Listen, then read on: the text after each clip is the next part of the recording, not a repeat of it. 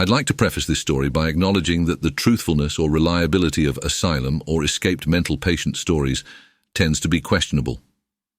The reason why I'm skeptical of those stories is that large-scale closures of asylums began in 1967 through the 1980s and were completely decommissioned by 2015.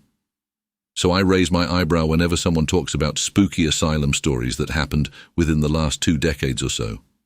Still, I will be sharing my story as factually as my memory allows and refrain from exaggerating any aspect, because unfortunately this story is true through and through. I often visited my grandparents' home in Traverse City in northern Michigan during the summers with my parents. Traverse City, TC, is a beautiful place, produces 75% of the world's cherries, and was home to the Traverse City Regional Psychiatric Hospital, which operated from 1885 to 1989. Since the United States federal government officially deemed the hospital worthy of preservation for its historical significance, the buildings on the hospital grounds were guarded by patrolling security guards. The TC Psychiatric Hospital was massive, including 70 or 80 buildings of various sizes. Some buildings have now been converted into restaurants, gift shops, tourism traps, cafes, etc., but many remain empty and abandoned. Underneath the hospital is a sprawling brick tunnel system, which the hospital staff used to safely transport the patients from building to building in the frigid winter temperatures. I'm sure there were instances where the patients underwent cruel treatments or were subjected to the care of horrible doctors. But the TC Psych Hospital had a great reputation. Many teenagers, including myself at the time, were unashamedly fascinated with the hospital and its history. As a result, we would often break into abandoned buildings through unbarred windows or doors with pickable padlocks.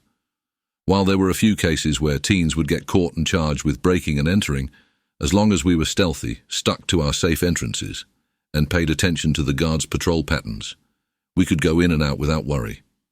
I'm not advocating for or trying to justify my criminal act of BDMPE, but breaking into the old hospital was almost a rite of passage for the TC teens.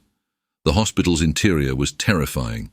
There was old, stained and broken equipment and furniture, crumbling floors and walls, vandalism, strange old building noises, and complete and utter darkness in the tunnels, basements, and lower floors. Using flashlights was too risky with the guards patrolling, so we often navigated the hospital by memory and our dimly lit phone screens. As you can imagine, our frightened youthful imaginations ran wild with horror stories, which is pretty ironic considering we made up most of those stories. I'm sorry to disappoint, but I never encountered anything supernatural in all of my trips to the abandoned TC Psych Hospital. Unfortunately, during my last trip inside, I encountered something all too human that terrified me, to the point I swore off ever returning. The story takes place around 10 p.m. The moonlight was dim and most patrol guards left for the day. Clad in black, my friend Jason and I entered through the same window we always used, and followed our regular path to one of the tall jutting spires to sit by the windows that overlooked the entire city.